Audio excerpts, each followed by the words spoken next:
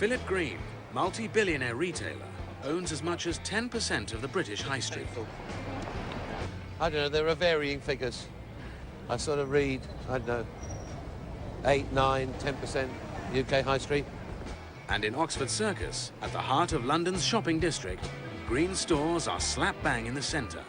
We've got tens of thousands of people. You can see, this is the junction. This is principally our flagship site. This is #1 London as a location. Fortunately, we own this whole island site. And then here we have 100,000 square feet of selling area, both Topshop and Topman. When we bought this business 8 years ago, this store was achieving sales of about 65 million. This year, we should go through 150 million. So I think sort of in terms of the business we're in, it's something we aspire to do in other major cities. In such a prime position, window displays are key. The reaction from the window, we would monitor. The conversation we have the most are, I hate the writing. So, I sort of on our line, I'm sort of thinking maybe slightly more commercially than my young... Constant battle. We have debate. What am I going to say about that? It's too bland. No. No Topshop. No. Pass. White on white. The sign. No. Yeah, you can't see it. Each week, Green visits every one of his buying departments. Morning. Today, at British Home Stores, he is making one of his regular inspection visits. Whatever happened with that, the 15 for £15? Yeah, good. Essentials is trading really well. So what does that look like now? This is just some of the concepts that we've got here. I'm just trying to understand, sorry. So that's 15 for 15 quid, but now that's from £12. I don't think that's strong. Okay. I think the message where it was before, where it was all one price, whether it's 12, I think the one price message I thought was strong. I think from doesn't mean anything to me. We didn't used to have that. No, there used to be 15 items that were all £15. And I like that as a clean message. It's like here, if you said from 50 quid, but it turns out it's 275, it's got to have credibility. Yeah, it can't be misleading. Most people actually don't know what I do every day. They think they do. Demonstrates that. They have no idea that I'm going from here to a dress meeting, to a knitwear meeting this afternoon, to a coat meeting for next season, then to a gift meeting.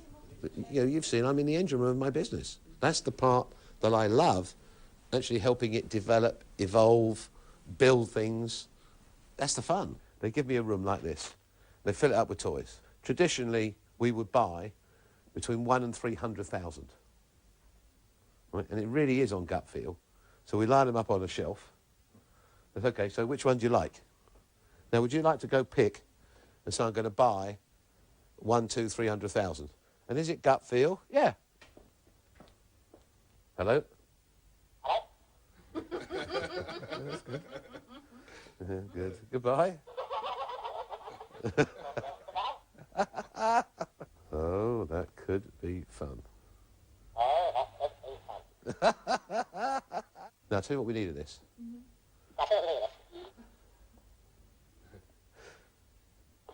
Talk to the supplier. We need a big one. Yeah. Love the concept, but is the item good enough? What do we think of that? I think we love it. The item? Yeah. But that?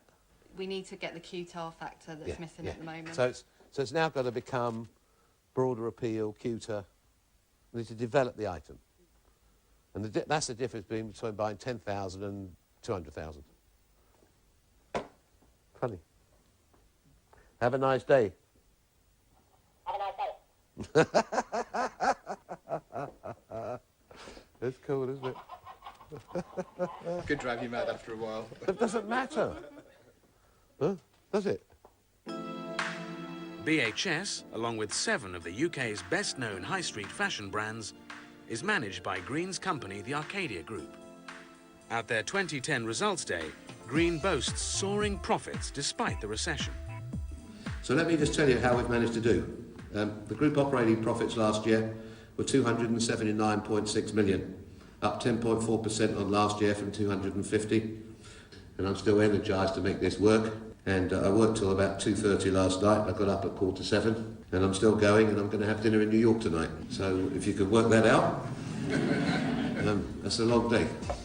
Green has a huge passion for what he does, and this is the force behind his success. What drives him? Well, it's not money, because he's got enough of that. He likes winning. You know, he's the sort of person, if you play Monopoly with him, if you get the good properties, he will literally throw the board up in the air. And funny enough, I'm exactly the same. That's what it's about with him. You know, he likes to do things well, loves to win, and he's got incredible energy. Everybody wants to win. Whether you're playing, you know, when I used to play table tennis with my kids, I don't give them a chance. Right? We play to win. Right? We play tennis or whatever we're doing, you want to win. Why do you want to do something not to win, not to be successful? I think you drive yourself, and I think probably it's actually a lot tougher. You know, when you actually got to a certain place, to manage that is probably even harder. I always learnt in life that you learn more from other people, and you always look for someone who's going to be smart in your life. And that's kind of what happened with Philip. You know, he became like an unofficial advisor to me over the years. You can phone him 3 or 4 or 5 in the morning, which I frequently do, and he's always there at the end of a call. They say hello, you know, say, oh, are you there? You know, so you get used to it, you figure it out. It's part of your life. It's, you know, you like doing it, you engage in it, you love it, you make it work. Those that know Green well see a man who prioritises selling and making profits more than anything else. I don't know any other retailer who will literally go to one of his stalls in Oxford Street in London, say, at 1 in the morning after dinner because he's had a thought about the window dressing. And he'll go and look at it with his wife often or whoever, confirm his suspicion about the window dressing and get it changed at 1 in the morning. Unless you give your all, if I wake up one morning and I don't want to do it, that'll be the end.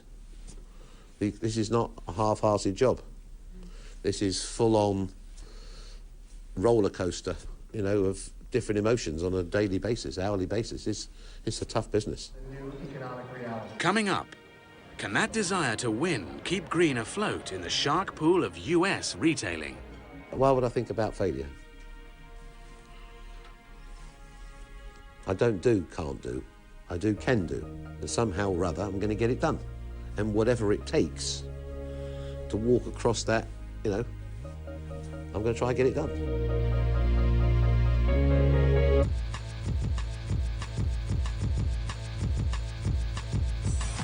It's Fashion Week in London. The biannual showcase of British talent is now a business worth more than $600 million to the UK economy. Hi there. And King of Retail, Philip Green, is here for Topshop's Catwalk collection. We've got the world coming to London. London's iconic in terms of fashion. I think we're the only retailer that shows. I think it's really powerful. Green hopes that this collection will help make 2011 a breakthrough year for Topshop America. And the attendance of American Vogue editor Anna Wintour certainly helps boost visibility. Beat you. You know, all of us love coming to London. He's been great for British fashion, great for British Fashion Week, and they're lucky to have him. Anna and Vogue are, you know, an important voice in America. You'd rather have them on side than offside, and I think she'd always be honest. These are some of the designs that will be for sale in American stores. I think we've got a good chance based on, you know, a few things I've seen this week. I think it's our strongest collection. I think it's got clear direction, sexy, and I liked it. I'm confident that with Philip's expertise behind it, that he will conquer the United States the way that he's conquered Britain. While he's just starting out transatlantically, he's slowly gaining recognition and making some waves across the pond. At the annual National Retail Federation convention in New York, Philip Green has been honored with the International Retailer of the Year award. I think you should take it over. I think that receiving an award from the United States is extremely important if we're going to be successful. He is accompanied by his wife and children, who are integral to the family business. My family, my team, you know, I saw this is a family, a big family. It's a family-owned business, which is what it is. He loves his job, he loves his family. I started with him, I've been with him for 25 years, so we came from nothing and from very humble beginnings, and he's still a very humble man today. And I love that about him, because he is a very humble man. Yes, he has a big roar, and yes, he has a big personality. But you know, without that, there's no Philip Green. Moments before the award, Green gathers himself to speak before a crowd of 3,000 people. I haven't done this many people ever before. Luckily, I'm last. So I can cheat. I'll see what they do, then I can figure it out. I'd like to thank the National Retail Federation for this honour. It was always my aim to retail in the United States. Some 18 months ago, that came true, opening our first store in New York, Broadway. And probably the best bit of that was we were outside the day before the opening, and our entire UK team were here, and I said, is everything fine? They said, there's only one problem, Philip, we haven't got a permit to open. He's one of the most remarkable worldwide stories in retail. If you go to England, you can't walk down any high street without seeing 1 or 2 or 3 of his stores. That's not easy to do. Anyone who's been in retail knows that's an incredible feat. So on an international level, he's truly been exceptional. Yeah, it's a long journey from one store. It's a long way. Back to one store, start all over again. While this recognition could embolden Sir Philip to continue his American expansion, great challenges lie ahead. As successful British export Simon Cowell can attest. There's lots of people who think it's easy to crack America. It's not. It's competitive. I mean, the reasons the Americans do so well, they protect their own quite rightly. And if you're going to go in there, you've got to be really well prepared. And you've got to know the market. The answer is nothing's easy. I'm a considered investor. We're offered things every day of the week that we say no to. We probably say no to 20 times more than we say yes to. We'll go carefully. My thought process all my business career has been, if I'm wrong, what happens, not if I'm right. We're not going to get suckered into some stupid deal in a street we've never heard of. There's work to do, but I think we've got a shot. The future may be uncertain, but the best in business are confident he will succeed. Sir Philip is known in the U.S. as an innovator. He's a guy who breaks the rules. He's a guy that doesn't just follow a typical format, but he's always trying to ask the questions instead of why not? Why can't I come to America? The branding of Topshop and all their other companies globally is something that most of us stand in awe of. They are on top of every aspect of their business, which is kind of hard to believe when you have that large a business privately owned. So it's extraordinary. I couldn't be more proud. He's worked hard for it. He loves what he does. He enjoys it. He's good at it. Has me behind him. He loves Americans, he loves the American culture, he likes the fact that people aren't upset if you're successful. So I always thought he would do really well over there. But, also, look, this is why he's made so much money. Philip Green's winning attitude has earned him billions, and his company has been successful in more than 37 countries worldwide. Can he push that final frontier? I don't do can't do. I do can do. And somehow or other, I'm going to get it done. For more on Revealed, go to our website.